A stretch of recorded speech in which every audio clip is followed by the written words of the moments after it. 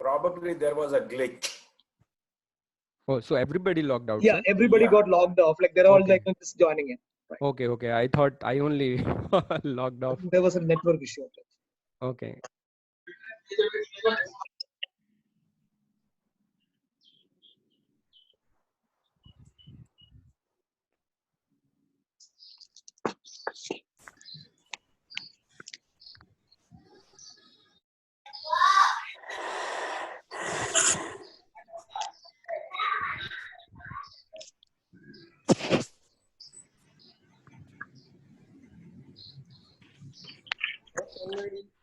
Am I audible? I briefly lost the complete connection.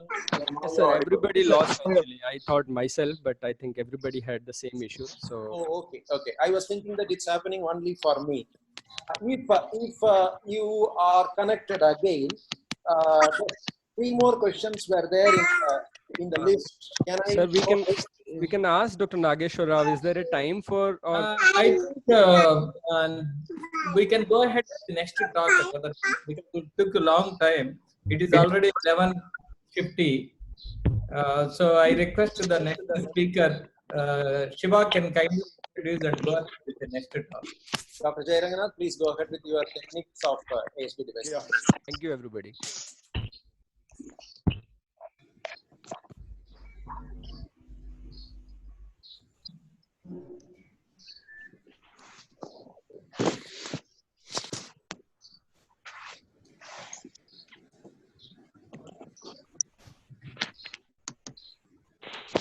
Okay. You could see this? Yes, sir. Yeah, Satya. Okay. Good morning, everybody. Good morning, Shiva, Dr. Bharat, Saurav. It was a nice talk. Dr. Nageshwar Rao, KK, everybody. Okay, most of the things have been covered about the assessment by Saurav. I'm sure yesterday it must have been spoken by Dr. Radha also. So what we need to see, of course, most of the things probably are important prior to the transcatheter device closure. Assessment of the patient symptoms, majority of the asymptomatic functional class, associated comorbidities. History of any RV dysfunction is quite important. The assessment and the non-invasive echo show the RV function. No excessive desaturation, other evidence of pulmonary hypertension clinically, ECG and echo-wise. Assessment of the defect is already been done. So what are the ASDs that can be closed with the device? The majority, almost always, is secondary ASDs and some sinus venosus ASDs, where let me confess that I do not have any experience of closure of the sinus venosus ASDs. Shiva has quite a good number of cases. What are the different access, different approaches? This is quite important. The standard practice, I mean, 99% of our more than that is a femoral access, femoral venous access, jugular when there is IVC interruption. That we need to know that, and we have done a couple of them. And transhepatic, extremely rare, but I don't have any experience, but I would just borrow some of the slides from Dr. Nageshwar Rao. And the procedure without fluoroscopy, once again, I do not have any experience, but it is being done by Dr. Krishnamurthy in India, in Chitra, and Dr. Pang from China.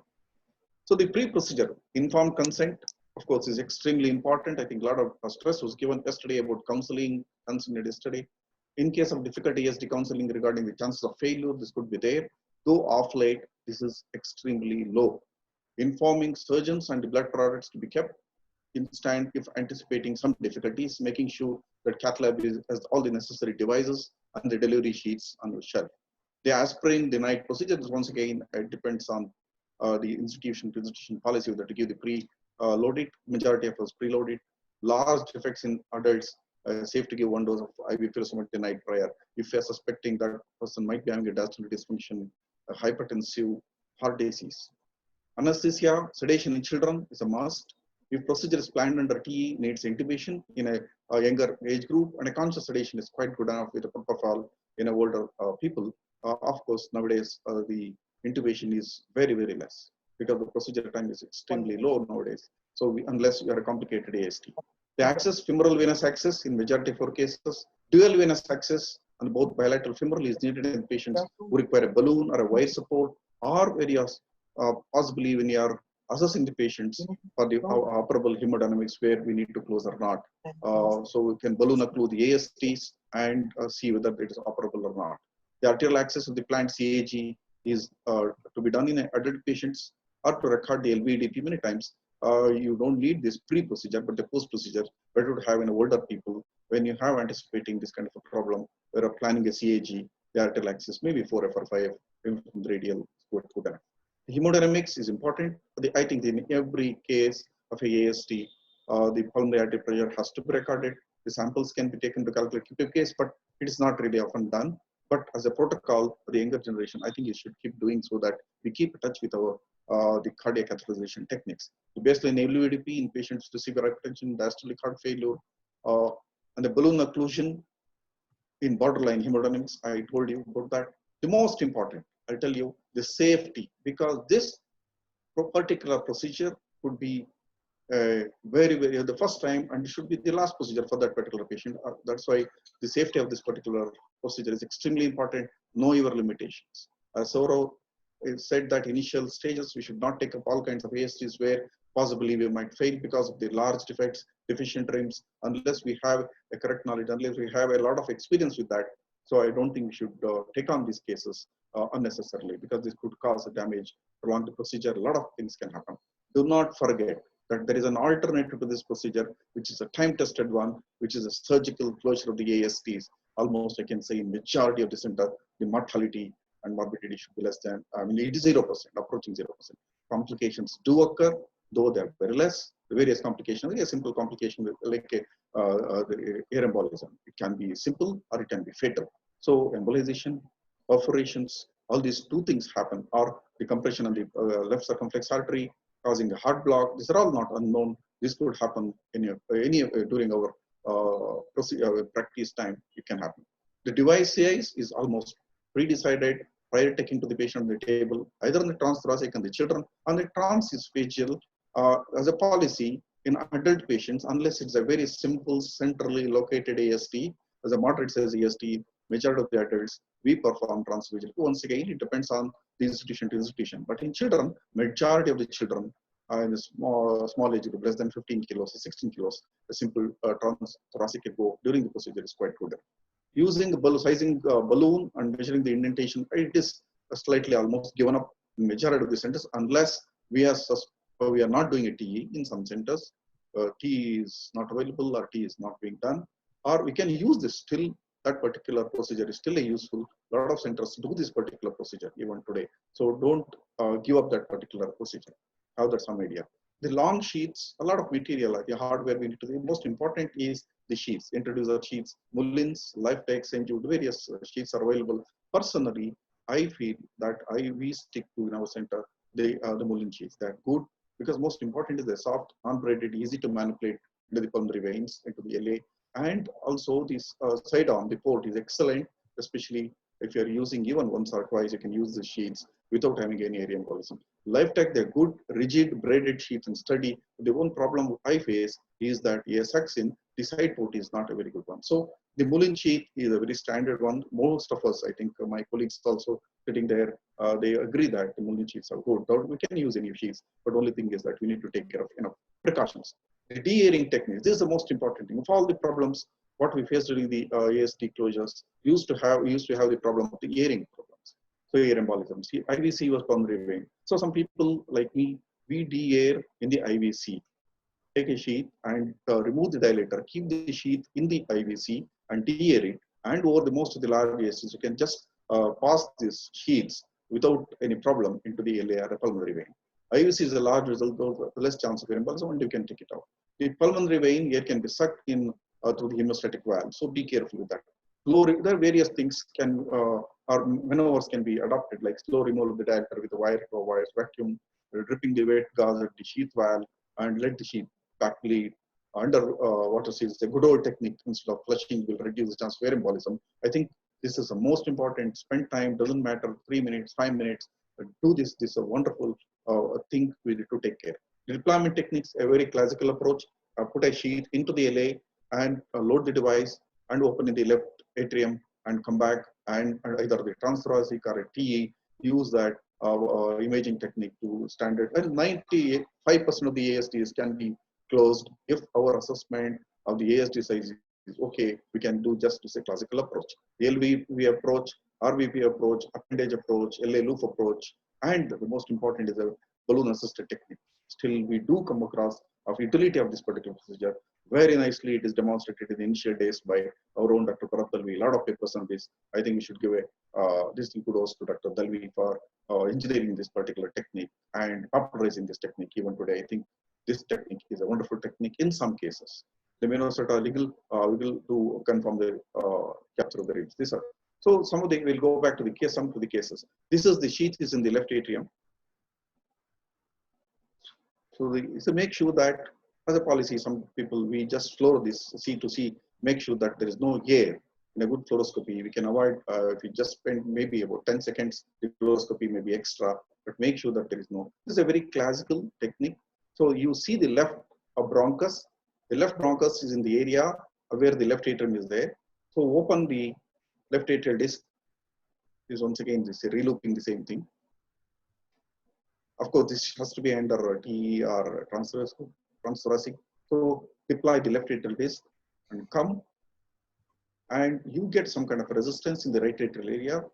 So oppose it nicely. So if you get this particular in the fluoroscopy, that means almost you can say 99% of the times you're okay. So the large ASD where we have a problem with the deficient rims. So many rims, IVC rim, I think Saurav spoke about that, IVC rims, and partly the posterior rims, aortic rim, majority of the cases, aortic rim would be deficient. So if you have a large ASD with a deficient rims, as standard, the classical approach may not work. So you use the anchor, the left atrial disc, either in the left upper pulmonary vein or the right upper pulmonary vein, and the device is partially open in the pulmonary vein, and just anchor it and come up to the ASD, and then so make the ASD the right atrial disc opposed to the septum area, that ASD area, and then either you have to use, you should not pull it many times. Dr. Dalvi always propagates that you push and make a loop on that. It will come back, the left atrial will come back and sit in the left atrial disc area. So this is the right upper pulmonary vein technique. So here many times you have find, so this is very not uncommon situation. We have deployed, it is not, doesn't come many times easily, and it is not widely advocated in each and every case, because we have some cases of perforation of the pulmonary vein, and you can never do about that. So this works sometimes, but it is not a very, not without any particular issues. So the wire and balloon assisted technique, large ASD with a deficient AV. Similarly, what I told you about the right upper pulmonary vein, similarly you can anchor the left atrial in the left pulmonary left pulmonary upper pulmonary vein, and you can do the same thing. The large ASDs with the deficient AV rims, anterosuperior rim, and the posterior rims.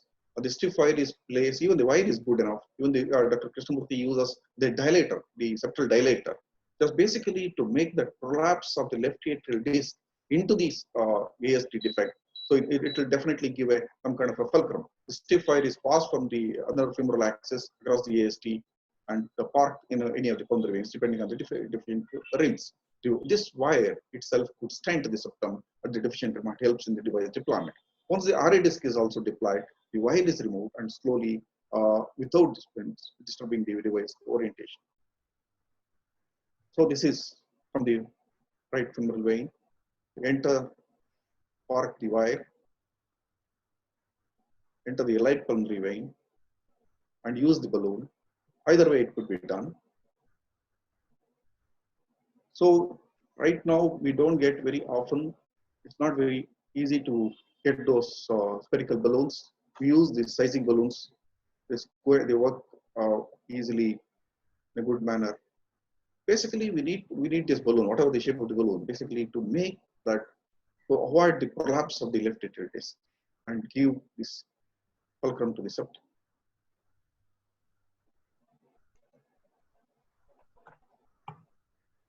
So similarly, so many times in order to avoid, what I do is that I don't open entirely into the right pulmonary vein. So even when you have a balloon, even just at the mouth of the right pulmonary vein, even if it open it up, use the balloon support and then deploy it. That's good enough. So I don't have the picture of from the left upper pulmonary vein. You could missed it. So these are all the various similar things. So this is the balloon is in the right pulmonary vein. This could work many times.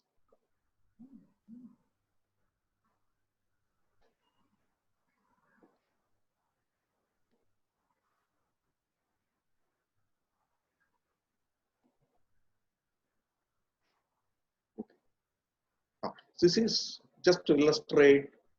I just partially opened near the LA appendage, and this is once again, don't underestimate the LA appendage anatomy. So this is the standard of the pulmonary vein techniques, LA appendage technique. I don't have a here of the LA roof technique. So many times you can just manipulate this your the sheath with the device here and there. Orientation, as Saurav was telling, is quite important in placing this device. ASD device in interrupted IVC, jugular access. So when is the IVC interruption is there, this is not very difficult. Get the jugular access. Use a TE, because we are not routinely oriented to place the device or to deploy the device. The moment you put a wire, the whole sheath enters the LV. You could see that. So this needs a little bit of understanding on the TE. You need to have a TE, because you have to open the device there in the near the metal area. Come back, you see. And whatever couple of them I have done, these are all not very large ASDs where jugular approach is needed. Maybe I was lucky enough to get this kind of a moderate size or moderately large ASDs. I do not know, because I have not had any great experience with the large ASDs where the IVC interruption is there when I was forced to do this. So once you do that, I mean, preferably the TE is definitely most necessary. Transhepatic approach. Courtesy Dr. Nageshwar Rao, morning he sent me. I think this child had IVC interruption, IVC obstruction. Okay, and he said, I asked him why you did not do from the jugular approach. He said that it's a posterior rim is deficient, so he resorted to the transhepatic approach. So for this, I think we have to have some experience of maybe aligning with the radiologist to get the access and the ultrasound guidance, and put a sheath of your choice, whatever is necessary, and then deploy the device. So it's a wonderful procedure what he has done. Not to be attempted in each and every, unless we have a good experience of a transhepatic thing, where we do have experience of transhepatic puncturing of hepatic veins for the Budd-Chiari syndrome, not for the ASDs. I have never done that. The after deployment, a careful assessment on the echo, key in adults, confirming the position of the device, the TT and the TE, LVDP remaining within normal limits for adult patients, and sinus rhythm should be maintained, because many times we do come across the atrial premature contractions, atrial fibrillation, all these things we need to sort out the rhythm problems. This is how it looks like. So if you have this picture like this, you should be happy with that. So you see, this is the most important thing. After the procedure, have this particular 40 to 50 degree angulation where it has to splay and cross the aortic thing. Unless you have that, you cannot release the device. Don't release the device because it can embolize many times. This is make sure that the mitral valve is okay. Okay, the SVC limit is caught. Then no mitral regurgitation. The post-procedure, large sheaths might require a small stitch, or you can just a figure of 8 extubation in case if you have intubated on the table. Majority of it can be extubated. Patient who had a large defect might need observation ICU overnight and with IV furosemide. Dual antiplatelet in a large defect, where we have put, it is a policy in adult patients with we have put a more than 30 millimeter device, the dual antiplatelets. ECG demonstrated in the sinus rhythm. Take home message, assessment of the patient in and to along the effect, counseling regarding complications, though there may be some small complication is necessary many times, planning the procedure on the day prior, awareness of various techniques, and follow up of the patient through procedure. Thank you very much.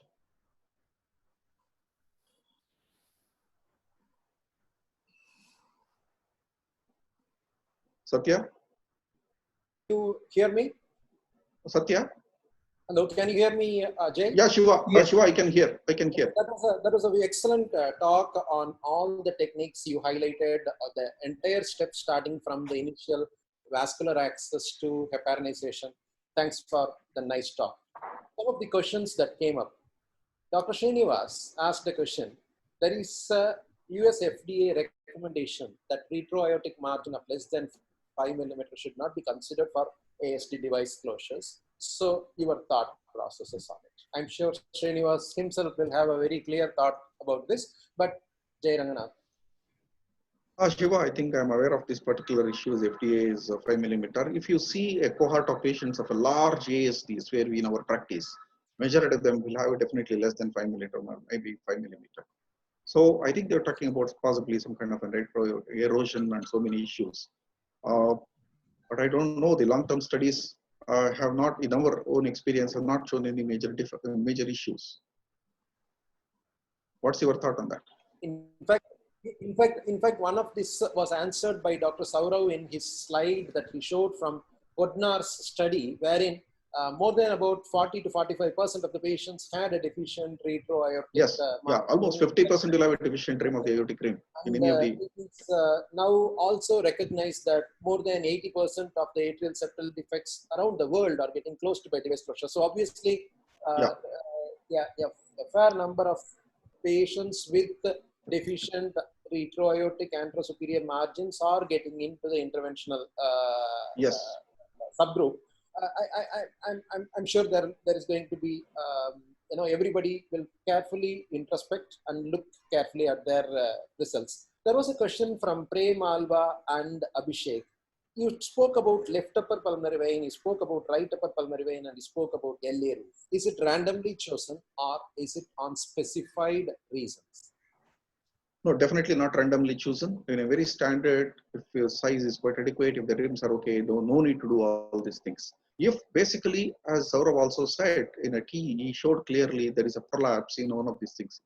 So if you have a large defect of more than 30-32 millimeter, where very standard, I still go with a classical approach. I would not go to the right pulmonary vein or the left pulmonary vein electively. In a majority of the cases, I would still go to the classical approach. If it doesn't work, the T will be on the line. If there is an IVC deficient rim or a posterior rim is a bit slightly deficient, I would choose one of the right pulmonary vein or left pulmonary vein. But as a policy, I would not go straight away electively. I will not go with these RVPV technique or LVPV technique, but I'll give a try at least once with a regular classical approach, which is a very time-tested one or a safe one. Well, I'm sure majority of the participants will agree to this view that an initial trial can be made with a standard classical approach, but we also will agree that whenever the ASD device is larger than say 36 or so, especially when you are venturing on to devices more than 42, 44, it is, as you had mentioned, the first go is the best go. And so it may be advisable to choose an assisted technique. Assisted technique means either one of the special techniques that you were advising. There was a question from Dr. Prabhat Kumar about what is your protocol on flimsy rims and some intervening flimsy tissues. No, flimsy rim I would definitely take into the consideration. If they're very flimsy, I will add into the size of the ASD, which I would like to do that. For example, if the ASD, a real ASD is measuring around 16 millimeter, there is a flimsy rim of 4 to 6 millimeter. In adult, really it doesn't matter. I will include that particular thing. In a child, I think you should be very careful in adding the rim because it adds to the size of the defect, isn't it? So I think the flimsy rim in adult, I think, the flimsy rim means how far it is flimsy. What is the thickness of the particular rim? That is very important once again. If it is too flimsy, I think we should add into the device size. True. There is also a question from Dr. Srinivas again about the removal of dilator in the inferior vena cava and taking the sheath over the wire all the way up. A couple of points. Number one is when you are removing the dilator in the inferior vena cava and taking one with the sheath, we should ensure that the sheath's rough edges are not going to be carrying the rims of the atrial septum and stretching it all the way towards the pulmonary vein orifice and causing some amount of damage. There was also another concern raised by Srinivas that if we start focusing on the device right from the bottom and not concentrating on the tip of the sheath, we may be we may lose, like we may fail to observe a few air bubbles that already would have crossed and entered into the pulmonary veins and into the left atrium. So he was mentioning to fluoro the device right from the abdomen all the way into the left atrium, rather than focusing on the left atrial sheath as you are pushing the device and keep watching that. I think it makes sense. I think there may not be a very clear answers for this. No, I mean, okay. Shall I answer that? Yeah, please. Concern? Yeah. The first question is that a rag edge is very common when you are using a used particular autoclaved sheets. So we should be very careful. In fact, even if it is a minor ragging is there, I would not like to use that particular sheet even for a routine electively also. That I agree with that. We should be having that side. We should not use those ragged particular sheets, especially at the end of. It's not a question of ragged sheets. It's actually a 14 French sheet that you are taking over a 035 wire all the way up. It is going to have a sizable, large orifice with a lot of free space around. So that I think may be of some concern in some of the... No, this is possible. This particular maneuver is only possible, I would say in my experience, only with a proper good Mullin sheet, the blue sheets, not with the LifeTech, because LifeTech sheets and all are very difficult because that we cannot remove the dilator in the IVC because a lot of air will suck into their side port. So I would not do that. The second part of the not concentrating on the LA side, I think that's important, but when I have de-geared in the IVC, I'm pretty sure, I'm very confident, especially in a very good, nice Mullin sheet with a very good side port, that kind of a air embolism is highly unlikely. Okay. There was a lot of questions on the balloon-assisted technique. Dr. Nilesh, Arun, Neeraj Agarwal, what balloon is used? You already mentioned. No, I use a sizing balloon. I use a sizing balloons. I use two types of balloons, Shiva. One is a sizing balloon if it is available. Another is that we have a spherical balloon. I think it must be where they use for the Reliant balloons for the aortic stent grafting. Yeah, it's a spherical balloon. One of the balloons is the equalizer balloon that is available from the Boston Scientific, which is actually That was no. That is. I mean, if you can get it, that's fine. But even I use a Reliant balloon, which is a spherical balloon that will go through any 12F sheath. It's fine. Even without sheath, we can put it through the skin. So those balloons are even, see, basically it is not the type of the balloon according to me which works. Which is any balloon you can use it, but the balloon will give a support so that it will not prolapse. The device will not prolapse. It really doesn't matter which make you are using. There are a few questions from Dr. Lokesh, Prashant and all. What do you define as flimsy margin? I think it is very difficult to answer and it is more subjective. It's more of a subjective, I would say, So that's why most of the, even when you say flimsy rim. What is the definition of a flimsy rim? I think operators have to decide on these questions. There was a very interesting question from the jugular access approach. Can we use a PDA delivery system which has got a better curve to make it face more towards the left pulmonary veins rather than trying to use an ASD sheet? The sheets remain with the fixed curve only as long as it is outside in the pocket. But as soon as you take the entire device and the regular cable, the whole device, the whole sheet will get straightened out. But any thoughts of? Absolutely. It's a good idea. In fact, we can get some sheet called crossover sheets. Small sheets are available. In fact, they are very shorter length also, 30 centimeter sheets for jugular. That's quite good enough. It's got, with it, flexor sheets. So they're quite good enough. I think that's a good idea. We can use those. The curved sheets, preformed curved sheets. You get it from the JR, can I ask? Yeah. See, now over the period of time, I am sure that everybody changed the practice to use pulmonary vein technique rather than balloon assisted technique. Yes. So, what are the major advantages? Still, you feel balloon assisted technique will be superior than pulmonary vein technique? Because in our lab, I think in the last 1 year, we have done only a couple of occasions of balloon assisted technique, and 90% of the times we even electively also switch over to the pulmonary vein technique. So I just want to know both of your experience, and JR can tell in what way BAT is superior than pulmonary vein. No, you're right, Dr. Nageshwar Rao. I think the incidence even in our lab using the BAT technique has come down drastically. I would say that extremely low. But sometimes it has helped us to bail out the situation. in some very large, like 36, 38 millimeter, there is a very deficient IVC rim or some rim, anterosuperior rim. It has worked. When I have failed with using any of the RVPV technique or LVP technique, I think I would still go, last chance I would take the help of a wire or a balloon at least, isn't it? Though incidence has come down, but that particular technique will stay in some situations. Shiva, what's your thought? Yeah, I would say probably last couple of years we have not used the balloon assisted technique at all. But I would say that as the pioneer is watching the show, we actually came through an era about 10 years ago where there were quite a significant number of procedural failures, and the patients were taken into the cath lab. The procedure will be done, and then we come out and tell the relatives very often that the ASD was very large and we could not achieve it. And it was during that time that Dr. Bharat proposed this balloon assisted technique, and it entirely changed the procedural success.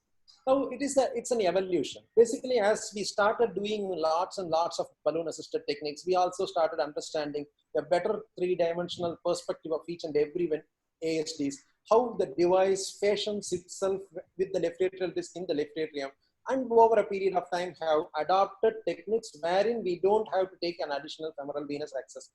I think balloon assisted technique was extremely sound in its principles. And as you said, the same thing applies to the wire resistance, the dilate resistance, but it actually helps a person to improve his perspective phenomenally. We have not used balloon assisted technique in the last 2 to 3 years, I would say. Even when we use the largest 48 millimeter device of Acrotech and the 46 millimeter devices of Lifetech. There are some questions more. There was Bharat sir can start with the comments and he can switch over to his talk if it is okay, because we are cutting down. It is 12:55.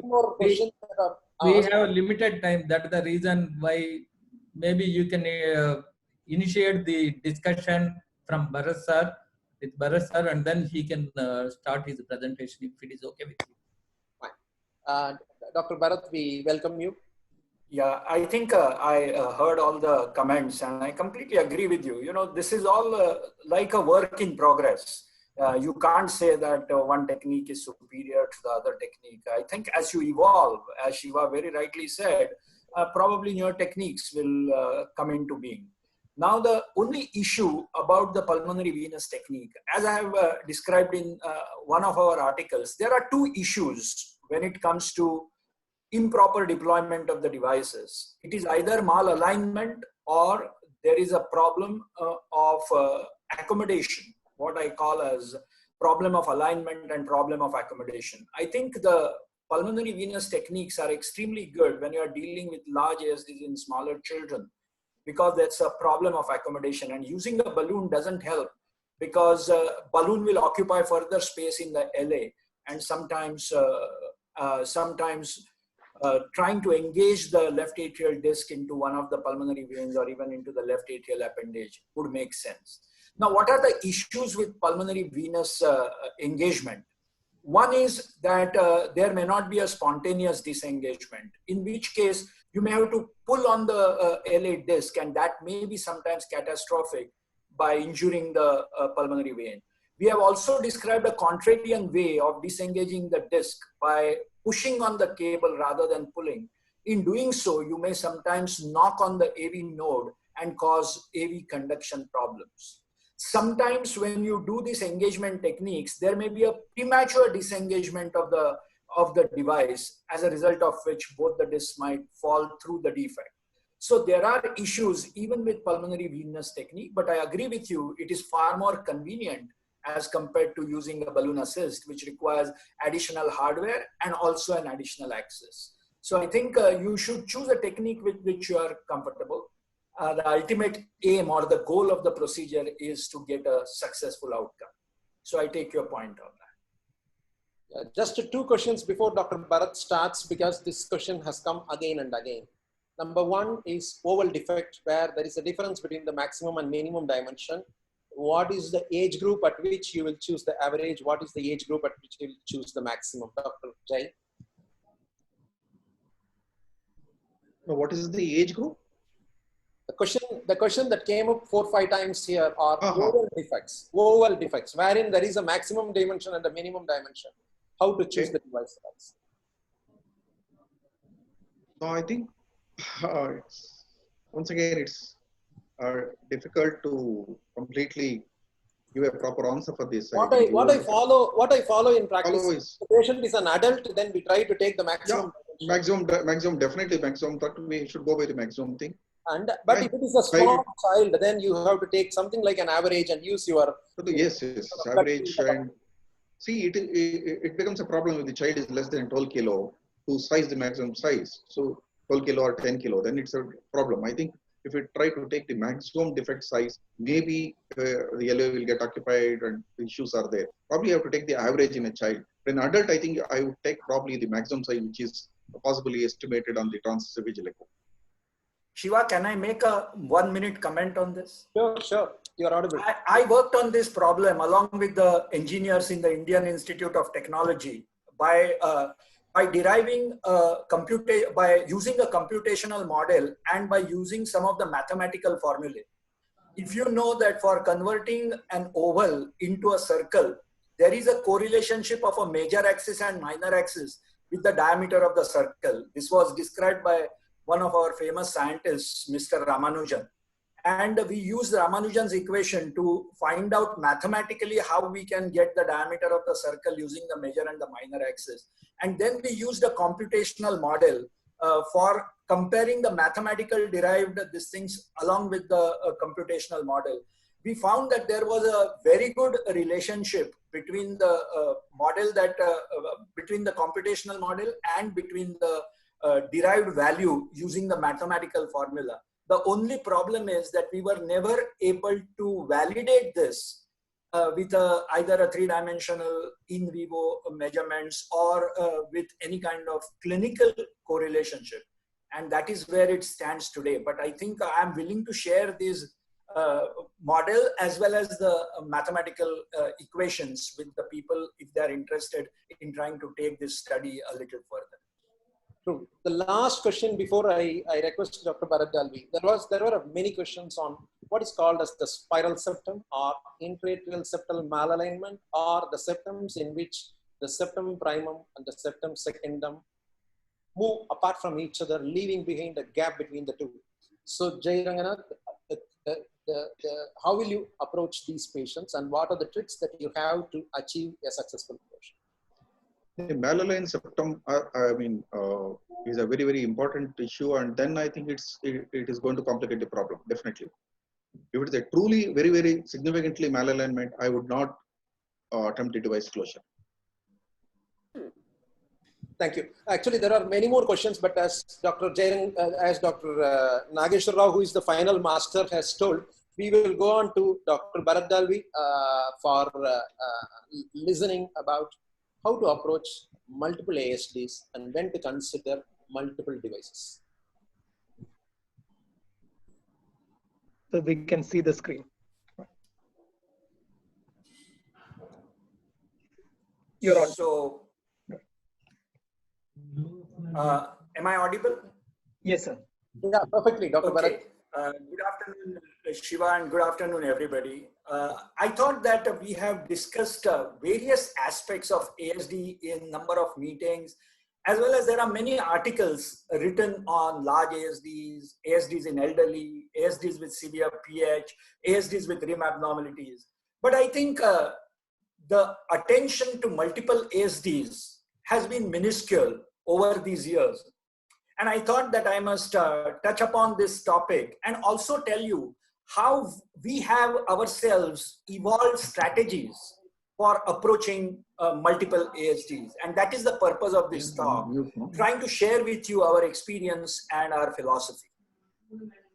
By definition, when any patient has more than one defect in the interatrial septum, we say that this patient has multiple ASDs. But it is not that simple because of a very wide morphological spectrum.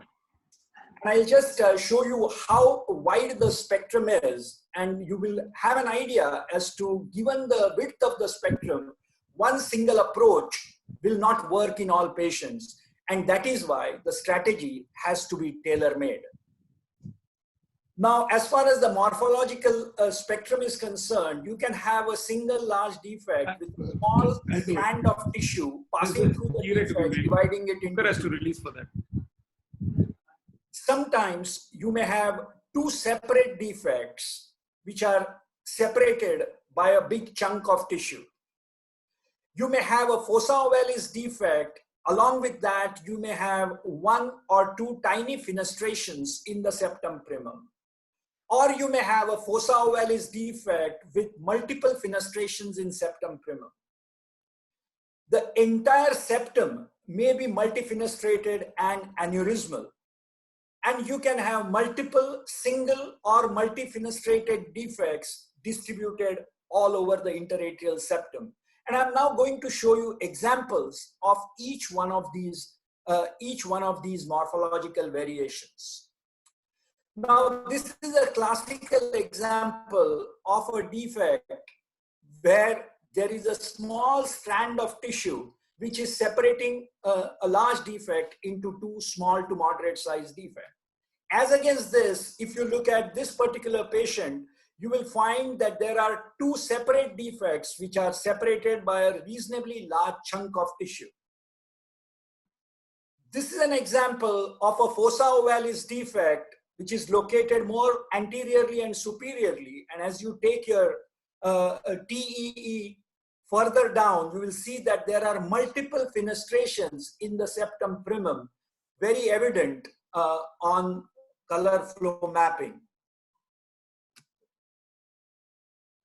This is an example where you have a septum primum which is aneurysmal and there are multiple fenestrations, but septum primum forms maybe 50% or less than 50% of the entire interatrial septum, with septum secundum occupying quite a bit of the space. As against this, septum primum in this patient forms nearly 90% of the interatrial septum, with just a tiny little septum secundum here. And you can see that there are multiple fenestrations all over the aneurysmal septum primum. This is an example of the last type where you have multiple fenestrations or multiple defects. So this is a huge septum primum. There is a small septum secundum, but you can see that there is a defect here at the posterior aspect of the septum primum. Then you have something in the center of the septum primum. Then you have a large patent foramen which is separating the septum primum from the septum secundum. And this is an unusual variation where you have multiple fenestrations in the superior aspect of septum primum. I think I have very rarely seen this variation. Most of the times, the multifenestrated part of septum primum is located posteriorly and inferiorly. Now, these are the frequently asked questions. Is there a need to close all the defects in a patient with multiple ASDs? Can you close multiple defects in children? Is three-dimensional TEE mandatory in dealing with multiple ASDs? And do you balloon interrogate all the patients? Or is there a role for balloon sizing? And I'm going to spend some time differentiating balloon interrogation from balloon sizing. The first question, need to close all the defects? Of course, the answer is no. If the residual ASD is hemodynamically insignificant, and this is not uncommonly seen when you have a large fossa ovalis defect with a tiny fenestration in septum primum, I think there is no reason to go after these small fenestrations unless there is a history of paradoxical embolism. But if there is no history and if the residual ASD is hemodynamically insignificant, you can just close the large fossa ovalis defect. As a matter of fact, trying to close these small defects can be counterproductive because of fear of embolization, problems of erosion, apart from the fact that it will cost you more, both in terms of money and time. The second question, can you close multifenestrated defects in children or multiple defects in children? Answer is of course yes. But our preferred strategy is to use a single ASO or single cribriform device and avoid multiple devices in small hearts. Although there is no data to support this, I think the logic suggests that if you use multiple devices in children who have smaller hearts, there is a higher potential for complications in terms of erosion as well as in terms of compression of the surrounding structures like the AV node, the AV valves, the pulmonary veins, and what have you. Is three-dimensional TE mandatory? It is certainly preferable because it gives you a better idea about the anatomy of the defect, but not mandatory. We have been able to take care of multiple ASDs without using 3D quite safely and effectively. And in small children, many times three-dimensional TE is not possible because of technical considerations. So this is an example of really a complex ASD, as you can see here. And it's very difficult to imagine how this defect actually looks like till such time you see this defect on 3D transesophageal, where you are able to see the defects far more clearly, and you will be able to then devise a strategy, as was done in this case, by choosing two separate devices to close these multiple defects in the interatrial septum. Now let me talk about balloon interrogation and balloon sizing. Balloon interrogation we do in majority of the cases, but not in all cases. If we have decided, just looking at the anatomy, that we are going to use a cribriform septal occluder, there is no need to balloon interrogate. However, in all other cases, we try to balloon interrogate to understand the redundancy of the tissue separating the two or the multiple defects. Now, when you do balloon sizing, you just do a stop flow technique. But when you do balloon interrogation, you are wanting to study the redundancy of the tissue. So you have to keep inflating the balloon far beyond stop flow, just to know how well the tissue separating the defects is mobile in one direction or the other. And I will show you some of the examples of this. And based on the morphology and based on the information that we have got after balloon interrogation, we decide whether we are going to use a single septal occluder, whether we are going to use two or more septal occluders, whether we are going to use one septal occluder and one cribriform device, whether a single cribriform device, or whether we are going to use multiple cribriform devices. And I'm going to give you examples based on the observations that we have made. Now, this is the case that you saw, where there was a large defect and a small strand of tissue crossing over. And this can be seen even in short axis. However, these two defects were not so well seen in bicaval. Now in this, what we did. So we started first with balloon occlusion just by stop flow. And you can see that there is a definite shunt which is seen through the second orifice, which was on the anterior and superior aspect of the main defect. Now, this is what I mean by balloon interrogation. You can see that the balloon is inflated further to push the intervening tissue on one side, and we were able to push it quite effectively on one side towards the aorta. So we know that probably by using one single device, we will be able to close these two defects. And that is what we did exactly. We used one single septal occluder, and we were able to close both the defects quite effectively and safely. So this is an advantage of balloon interrogation, which helps you in deciding what kind of strategy you are going to use. Another case, here again, you have two defects. One is close to the AV valve and other is located little posteriorly. Now see what happens on balloon interrogation. So we started with the balloon interrogation of the defect which was close to the AV valve. So initially, we just inflated the balloon to stop the flow. And then, as you can see here, we interrogated. Now what happens? Despite balloon interrogation, you will see that there is still a residual flow through the posterior defect. So what we did here is that we removed the balloon from this particular hole and we went in the posterior part of the defect. And with that strategy, we were able to push the tissue separating the two holes more anteriorly. So what does this tell you? Is that this tells you that the redundancy of the tissue or mobility of the tissue is not equal in all directions. This tissue was not mobile posteriorly, but when we tried to displace it from posterior towards anterior, we were able to mobilize this tissue anterior. Here again, if we would have gone only by the first strategy, we would have thought that we will need two devices.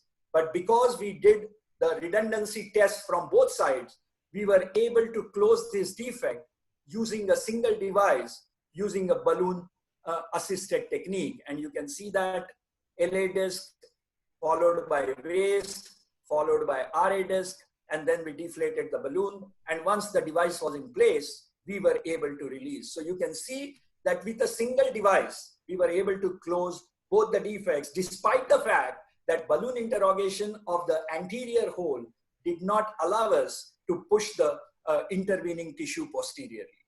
So that is the importance of trying to interrogate from both the holes. Now, this is a case where you have two devices and we start with interrogation of the inferior defect, but you can see that despite interrogation, you can see that there is a huge residual shunt. We interrogated by inflating the balloon in the superior defect. You can see that we are interrogated by a balloon which is kept here, but there is a huge inferior residual shunt. And both the shunts can be closed only by using two separate balloons. So the strategy becomes simple, that we have no choice but to use two separate devices, as was done in this particular case. And we have used one smaller device and one larger device because we were not able to displace the intervening tissue either superiorly or inferiorly. Only then you have to use two separate devices. Now, this is the next case where you have a large fossa ovalis defect here. And as I showed you, you have multiple fenestrated defects in the septum primum. So how did we start? We started by interrogating the superior defect or anterior defect, which was the fossa ovalis defect. And you can see here that there are multiple fenestrations in the septum primum. So we said that we will use a fossa ovalis, we will use a septal occluder to close the fossa ovalis defect, as was done here. And you can see that the inferior multiple fenestrations were closed using a fenestrated device. So you have a fossa ovalis to close the larger defect. You have the septal occluder to close the larger defect, and you have a cribriform device to close multiple defects in septum primum. Now, this is what happens many times when you close the larger defect with a septal occluder and you want to get back the fenestrated device, it may be difficult. So you need to recapture this, get the fenestrated device in its position and deliver the fenestrated device, and then go ahead and get the septal occluder on top of the fenestrated device and close the defect, the fossa ovalis defect, as is seen here. So we have closed, it's the same patient.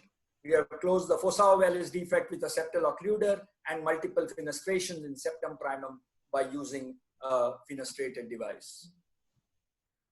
Now, this is an example of an aneurysm. Now, you watch this aneurysm very carefully. If you look at this aneurysm, the major defect in the aneurysm is seen inferiorly, you can see here, and is seen posteriorly, as you can see here. Now, what happens is when you try to cross these defects, the chances of you going through the posterior and inferior defect is high. Now, in such cases, if you were to use a cribriform device, I have a little bit of concern about the stability of the device. I like to pass a cribriform device through a smaller orifice so that it is stable, and then it can squeeze the aneurysm and take care of the multiple fenestration.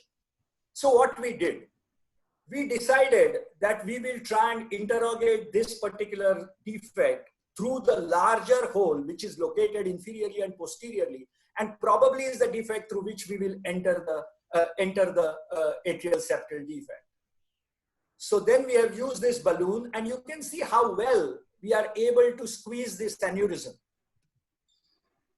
And now we have squeezed the aneurysm completely, and we have been able to close all the defects. So this is how the balloon interrogation looks when we are trying to do this. So what is the conclusion from this balloon interrogation? That I should be able to close all these defects using a simple septal occluder and not take a chance of using cribriform and wonder whether my cribriform device will be stable or not. And this is what we did. We have used a routine septal occluder, and you can see that every defect is closed because the entire aneurysm is squeezed. Now we come to a similar case, but little different. This is a huge aneurysm. You see 90% of the septum is formed by septum primum. And there is a very tiny septum secundum right at the top here. Now in this case, if you see, as against the last case, the major defect is located anteriorly and is located superiorly. You can see here. Now in this case, even if you want to enter through the major defect, it will be almost impossible given the size of the aneurysm, believe me. Most of the times, you will enter through one of these smaller defects which are located more inferiorly and posteriorly. In this case, we did not interrogate this septum at all because we had made up our mind that we are going to go ahead with a cribriform device. The total septal length, I'm not a great believer of that, but when I use cribriform device, that is the only way you can decide what size device you are going to use, was around 32 millimeters. So we used a 30 millimeters cribriform device. And you can see how beautifully we have been able to squeeze the aneurysm and close all the defects and look at the stability of the device. It is perfectly stable. So I'm not at all worried about the stability of the device because I have gone through a smaller fenestration in the posterior and inferior part of the septum. And lastly, this case where there are defects everywhere. There is a posterior defect here. Then there is a central defect in the septum primum here. Then you can see that there is a defect between the septum primum and septum secundum. And as I said, very rare variation where you have multiple fenestrations in the superior portion of the septum primum. I have rarely seen this kind of variation. So we decided that we are going to use two separate devices, both being cribriform, one to close the posterior defect and the other one to close the central and the anterior, central and the superior defects. And this is what we did. A smaller one, I think a 20 millimeter, a 25 millimeter to close the smaller one, and then a 35 millimeters to close the central and the superior one. And you can see that these two devices have beautifully interleaved, closing almost all the defects in the interatrial septum. So ladies and gentlemen, in conclusions, multiple ASDs is an anatomical spectrum with various morphologies, as a result of which no single strategy will fit all the patients. And that is why the approach needs to be tailor-made. We believe that balloon interrogation is extremely helpful, although not mandatory, in deciding the kind of strategy that you are going to use. It is important that you have different types and different sizes of devices because they will need to be used in various permutations and combinations to close practically all the defects. And with our experience, we can say that transcatheter strategy is a safe and effective way of taking care of multiple ASDs. Thanks for your patient hearing, ladies and gentlemen. Thank you, Dr. Bharat. I think it was a masterly talk. Many people who are hearing Dr. Bharat should recognize that it's only after the initial 100 or so, you should try to even think about closing a multiple ASD because of the extreme degrees of complexity.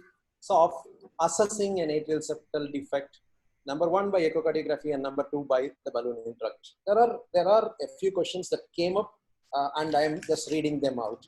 One of the questions was, while we are advocating a balloon interrogation, which means you are stretching the balloon a little bit beyond what is the stop floor, do we have the fear of tearing the intratrial septum? Dr. Srinivas is asking.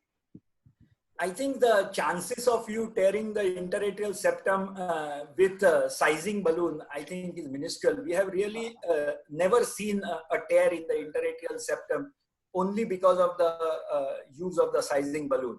Unless you really put the device and multiple times you have to recapture the device, redeploy the device. That is the only time I have seen the intervening tissue getting torn. But only sizing of the balloon just by increasing the pressure a little bit, and that would be in a sizing balloon, the maximum pressure you can generate with the help of a 20 milliliter syringe is not more than 2 atmospheres. So I don't think that that is really a practical fear. I don't think you should worry about it. Shiva, before you take questions, just a small request. Can you please make it as an interactive forum and call some of the seniors or international faculty who are all watching the program or logging in?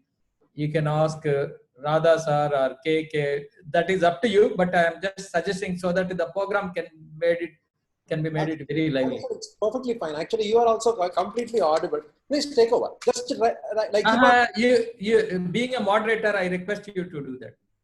Dr. KK, your thoughts on multiple ASDs? Dr. Bharat has covered everything, I think, adequately. Are there any additional points that you want to? I'm just reading out the questions that came up on the chat box. Rather than Sushil, your additional points that you would like to stress on about multiple ASDs or even about the previous two speakers. I'm sorry, I didn't get it.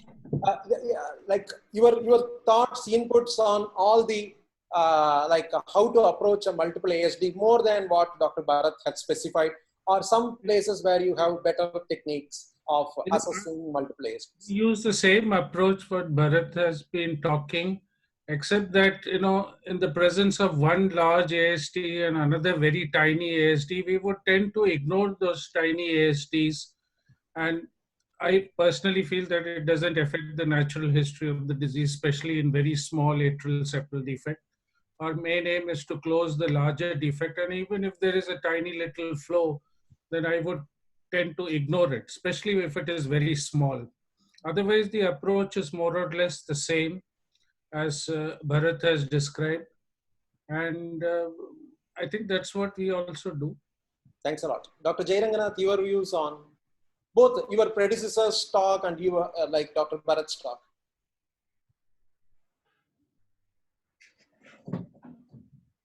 Satya, can you unmute Dr. Jairanganath also? I think he is not there, Shiva. You can go ahead with your discussion. I don't have any questions. I'm just going to read out all the chat box questions only. If it is okay, then the next question is, how do you size a cribriform device? It is available in different sizes. So how do you choose a cribriform device size? If cribriform device is the only device I'm going to use, then I go by the atrial septal length. And usually we use the size which is just less than the total interatrial septal length. So suppose if your septal length comes to around 34 millimeters, then you could mostly use a 30 millimeters, unless 30 millimeters is either not very stable or leaves behind a lot of residual shunt, then you could take that liberty of using 35. But if you have, say, a septal length of 28, then our first choice will be a 25 millimeter. And only if we have issues, then we may go up to 30 millimeters, but usually by interatrial septal length. However, if I'm using a cribriform device along with a septal occluder, and in most of the cases where we have used, the fenestrated part of the septum was hemodynamically significant. Otherwise, we have not put those devices more often than not. So what we do is that we find the length of the cribriform portion, and usually we use a size which is one size more than the size of the cribriform part of the septum. Try and go through the center of the cribriform portion, but every time it may not be possible. And in that case, you have to go by trial and error. But we would first try and use a smaller device. Only if it doesn't work, that we would upsize the device. Exactly. One of the Dr. Muthu, Dr. Bharat, Muthu, I've unmuted you. suppose there are multiple defects. And your I can't hear you. sorry. Shiva, Am I audible now? can you hear me, Bharat? Muthu here. Haan, bol Muthu. Very nice talk, Bharat. You frequently have the difficulties when you have multiple ASTs and you want to close the largest AST. The wire automatically goes to the smallest hole possible. And do you have any strategies of crossing a large hole? I know you can do a balloon and do it, but I'm just saying any strategies crossing a large hole. Yeah, see, if I have to cross the larger hole, I usually look at the anatomy of the holes. If you have a large aneurysm and if the hole is located superiorly and anteriorly, believe me, no matter how much you try, getting through that hole is really extremely difficult. Unless you are going to use a bilateral femoral access, try to push the aneurysm on one side with a catheter and then try and go anteriorly and superiorly. Otherwise, it's difficult. If there are multiple holes and I'm planning to go through a major hole for whatever reasons, then what I would do is come into the RA and try and make a small bud out of the left atrial disc and try and cross it. Or you can use a pigtail catheter to begin with and try and cross the hole, and you will be most often going through a larger fenestration than a smaller fenestration. But if you have not a multi-fenestrated defect, but if you have two separate defects, then I think going through each one of the defects, interrogating each one of the defects is mandatory in deciding the strategy. Because as we showed you, the intervening tissue may be redundant only in one direction and may not be redundant in the other direction. And that helps you a great deal in deciding whether you are going to close with a single device or whether you will require two devices. Thank you, Bharat. Thank you. Bharat, one of the questions that has come up from 2-3 persons, after you close the larger ASD and there is an additional smaller defect that is seen at the edges, Dr. Lokesh would like to ask, if you are going by a repeat cath to assess the QP by QS, or Dr. Prabhat is asking, is there an anatomical size of the additional defect that you would say is significant, and then you will go in? I don't think that I would only go by numbers. I think we have, all of us know that this is a fenestration which is not hemodynamically significant, unlikely to cause problems. Only if there are borderline cases where the fenestration is not all that small, I think those are very rare. Most of the times, looking at the morphology, you are able to make out whether you are going to close the defects or whether you are going to close only one of them. But if it is truly borderline, then probably closing one and then running another oximetry may be a good policy to decide whether you are wanting. Yeah, just please log in if you are free now. The next question, Dr. Bharat, what is the additional antiplatelet strategy on these patients who are getting multiple devices? A. Number two, many of these patients may be adults, and if they happen to be in atrial fibrillation, your anticoagulation strategy. I think that whether it is one devices or two devices, our anticoagulation strategy has been a little different if they are in normal sinus rhythm. For a single device, even if it is a large device, and even if we are doing it in adults, we have been using 150 milligram of aspirin for 6 months. Sometimes we stretch it to a year for maybe 30 at 40 millimeters. But even in multiple devices, we have so far stuck to using only 150 milligrams of aspirin. The only time when we have used dual antiplatelet therapy is when we have thought that we are using two large devices in the same patient, septal occluders, where we think that because of some amount of superimposition of the device, the amount of endothelialization may not be adequate. We have gone, we have played it by the ear. We don't have policy well defined, but most of the cases, it has been a single antiplatelet. Okay. As regards atrial fibrillation, our policy has been to use both. Use anticoagulants as well as antiplatelet. Antiplatelet, we have used 150 milligram of aspirin, and anticoagulation, we have usually maintained INR between 2 to 2.5 and never more than that. If the patient is above the age of 70, because of the concerns of bleeding, we have usually used 75 milligrams of aspirin and tried to maintain the INR to 2. I don't think that there are any studies or there is any scientific data on which this is based. I think this is empirical. Only thing I can say that it has most of the times worked for us. I have not seen many cases where patients have bled, and I have not seen cases where we have continued with this anticoagulation and antiplatelet protocol and patients have embolized.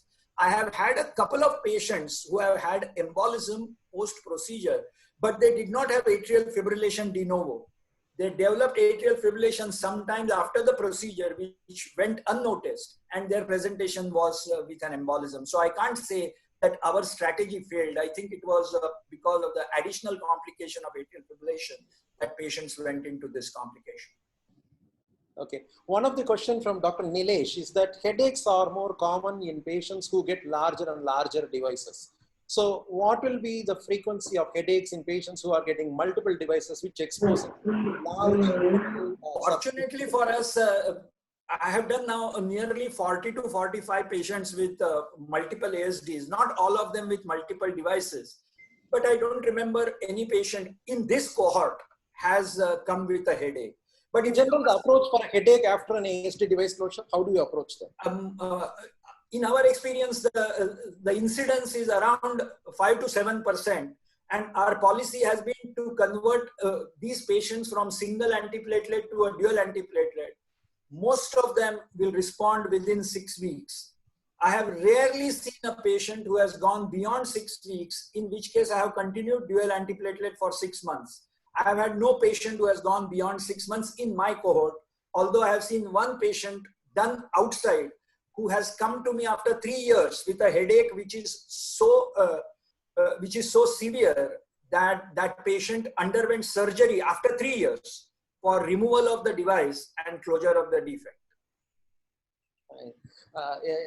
Just one more question that also has been asked. Sudeep is asking, when there are multiple orifices and you are choosing to use a FIT-reform device, how do you select the central orifice?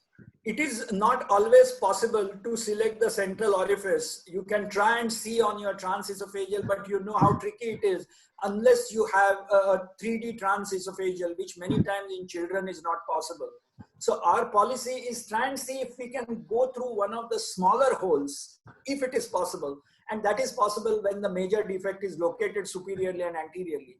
And then go ahead and deploy the device and see how well it lies and how stable it is and how many defects it is able to close. If you find any instability or if you find significant residue on either side, probably you can upsize the device. And that is the way to go. I don't think that I have a trick to tell you as to how I will enter through the central hole. You try and interrogate the septum and go centrally, but it may not be always so simple as it appears to be theoretically. Can I make a point, sir? Srinivas here. Yes, please. Sir. So regarding entering this different defects where there are multiple holes, a couple of things what we try. It works sometimes, it doesn't work sometimes. For example, if I have to enter a superior and anterior defect, I usually drop down from the superior vena cava. Whereas if, as in shown your slides, if the defect is directly anterior or directly facing the IVC, then it most likely goes through the IVC. So that is one strategy. So sometimes what we have done is we have closed one of the holes if with a balloon, if it is not desirable hole that we need to enter, then try to enter the additional hole with a additional access from the left femoral vein. Otherwise, alternatively, as you suggested, we can always close that and see where the defect is located, and we can cross that. How it helps closing the one hole and entering the additional hole is that you now have a planar 360 degrees structure occluding one of the hole. And when you interrogate the patient again after the hole is closed with either TE or transthoracic echo, you exactly know at which angle or which location of the quadrant of your circle is your additional hole located. So if we can actually point your multipurpose or GR catheter towards that quadrant, more likely you are going to enter the desirable hole. These are a few things that we try in multiple holes. As a matter of fact, if the balloon doesn't work, you can close that hole even with a device and try and cross through the other hole. Yeah. Those are the strategies that described if you have two discrete holes. The problem is when you have multiple. Dr. Shiva? I just want to introduce Dr. Varakan. Satya, can you unmute Varakan's microphone? Yes, I've already done it, sir. No, it is showing that it is a mute position. How are you? Yeah, I want to introduce Varakan, my good friend from Bangkok, Thailand. He just log in. Tomorrow Hi. onwards, he is going to join. Varakan, can you please introduce and say hi to Bharat? And he gave a wonderful, phenomenal talk about multiple ASTs. And Shivkumar is moderating. And morning we had the anatomy of intratracheal septum and the TE approach. And Jai Ranganath spoke about various aspects. Varakan, please introduce yourself. Hi, this is Varakan. Good to see you all, and it's my honor and pleasure to, joining you guys. Actually, it's a great, how can I say, like accidentally joining in because I'm just say some words to my friend Bharat and also Jiranganath and also Shiva and also Nakeshwar. So I missed the first part of this meeting, unfortunately. But from the program, I saw that there was a discussion about the multiple ASD closure. Am I correct? Yeah. Yeah, this is the second session that is going on today, Varakan, and today's sessions are concentrating on ASD devices. Yeah, right. Yeah, so I'll be the delegate. I mean the audience then. Listen to all of you. Saying experience and sharing. And see you in good smile, and I'm happy that you are coming live for us. Thanks for inviting me as well. Very exciting because it's the first time for me on Zoom with friends from India. Yeah, thank you.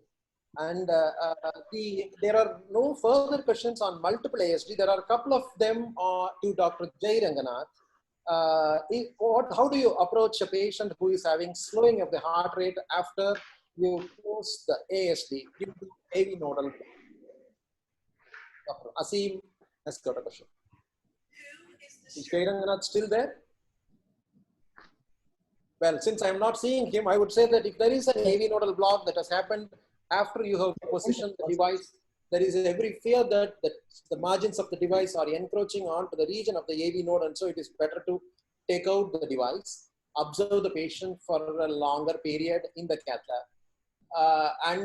And yesterday, as another speaker was suggesting, go back to the original ECG and find out whether the patient was having intermittent pre-procedural complete AV nodal block, even in the pre-procedural ECGs that were recorded the previous couple of weeks. And then take a decision. Jay, I'm seeing you. The question to you is, how do you approach AV nodal block following an ASD device? Jai Ranganath is there. Can you answer, Jai Ranganath? No, I was not online. You tell me, ask me once again the question. I'm repeating. I think Shiva answered it, but you can ask it some. Yeah. No, I was muted at that time. Yeah.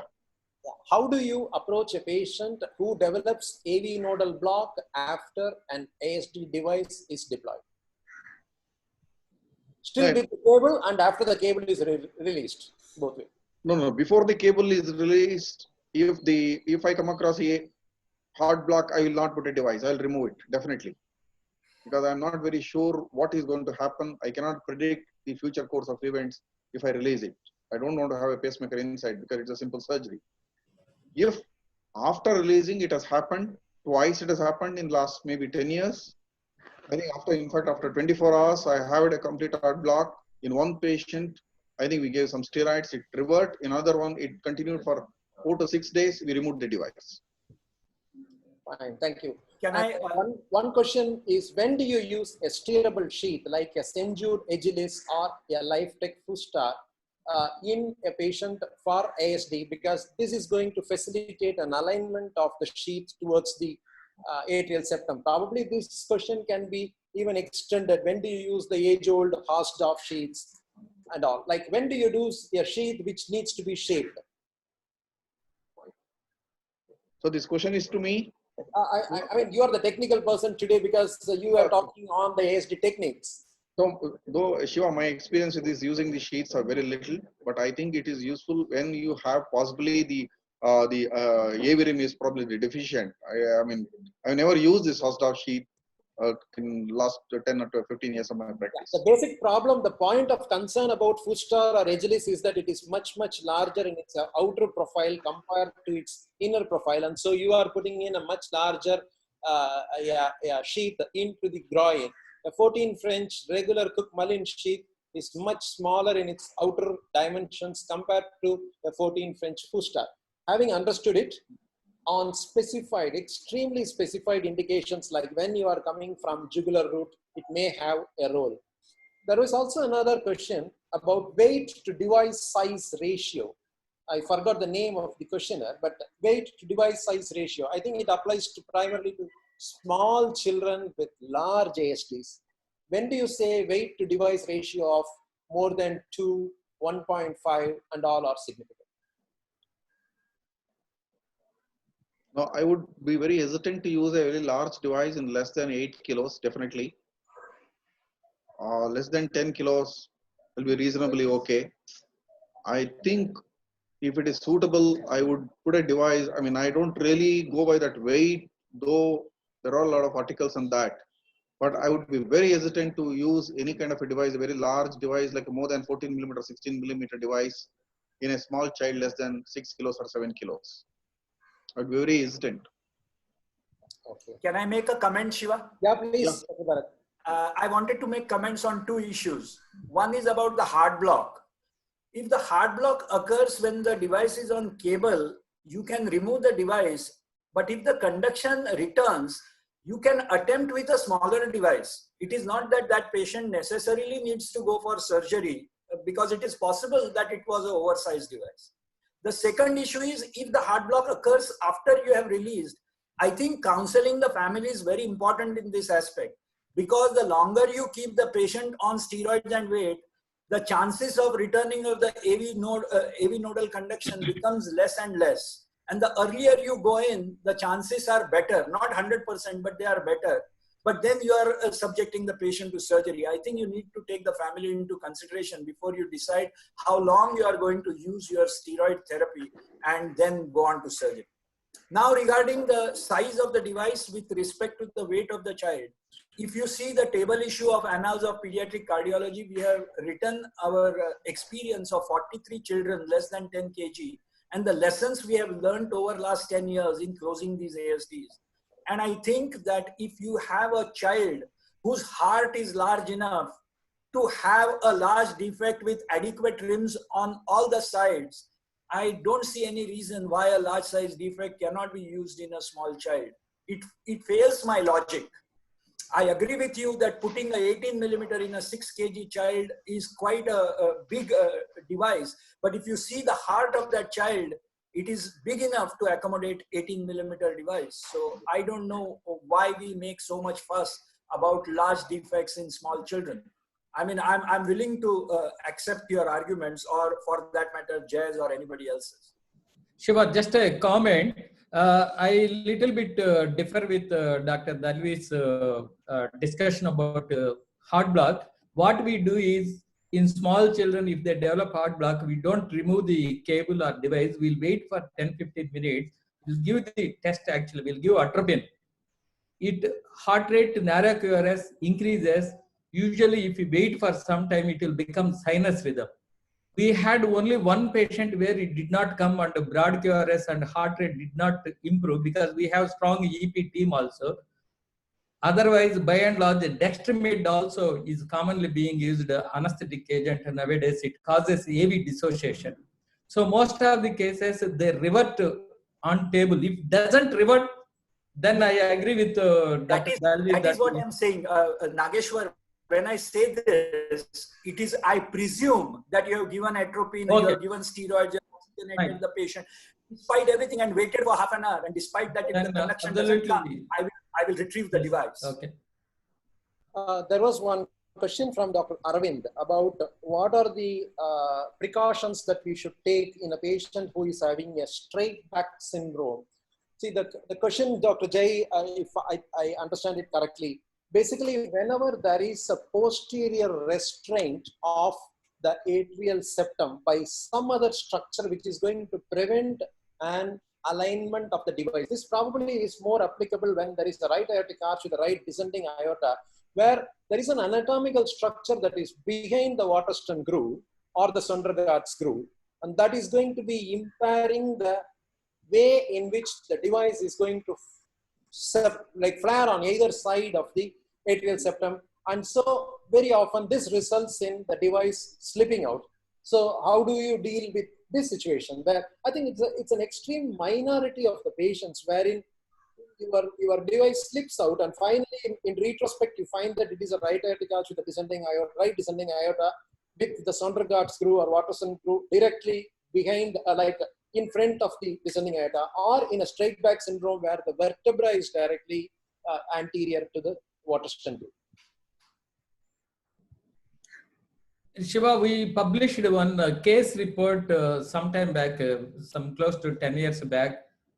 It's a very rare to have the right aortic arch in an isolated atrial septal defect. What will happen? The posterior descending aorta, it acts like a posterior torus aorticus, exactly comes to the posterior intraatrial septum.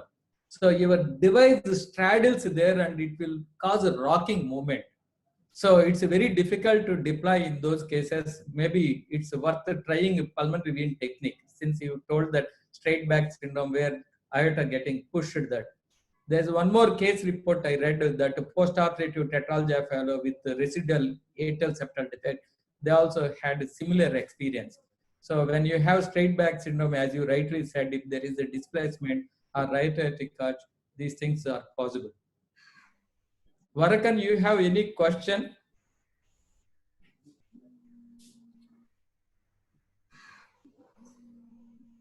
Varakan needs to be unmuted.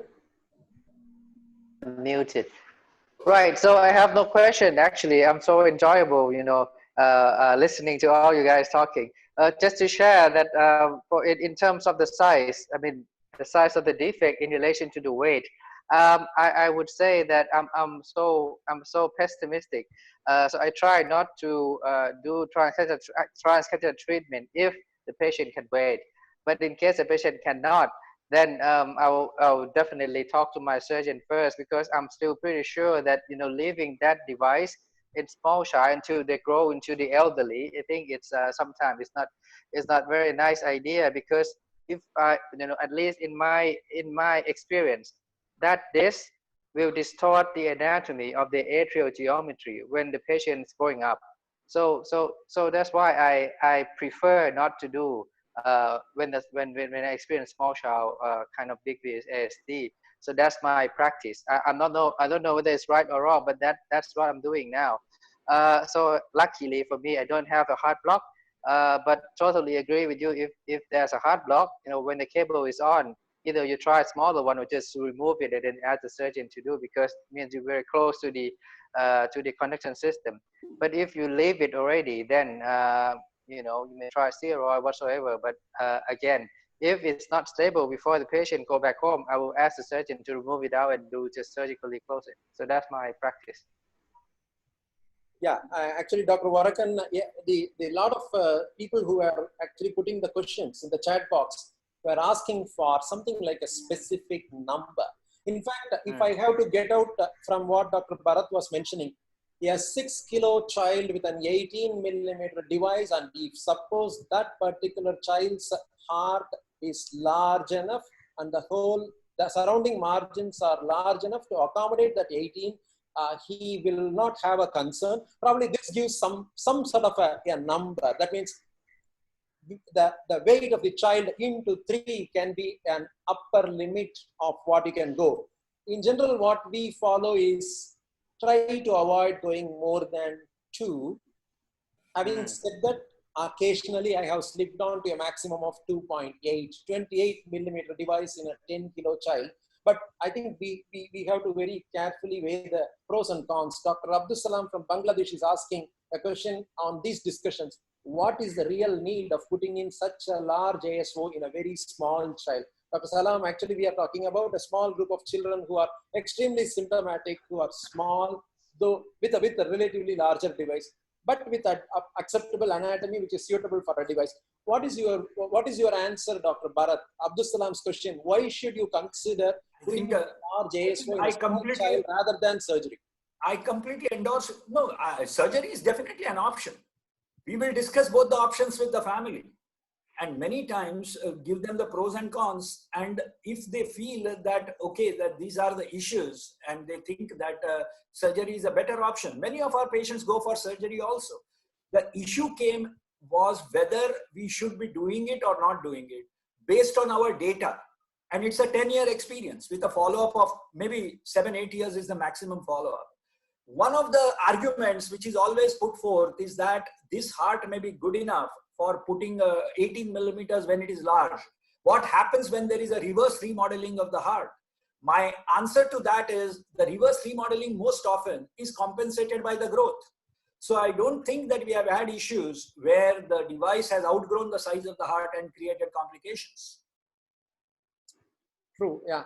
I think we have already exceeded 20 minutes Yeah. beyond time. I am just asking the last question and closing it off. It has nothing to do with all the three speakers. There are people who are more than 50 years where the adult cardiologist may not advise an AST device person and would like a conservative management. But what is the future? I think this is probably not into any one of the three speakers list. And so I am taking this question out, Dr. Vinod. Probably it can be discussed separately. Thank you. I would like So thank you. So Shiva. Vishal has like one last question. Yeah, Vishal, go ahead. Nice to see you. Thank you, sir. Thank you, all the faculties. My question is to Dr. Bharat Dalvi, sir, especially when this closing large ASDs in small children when they are extremely symptomatic. Have you come across a problem where iliac vein doesn't allow our delivery sheath to go in appropriately and we have to abandon the procedure, or do we have any other alternatives? We have not used more than 8 French sheaths in most of these patients. And because I have not used more than 20 millimeters in a child who is 6 kg or less.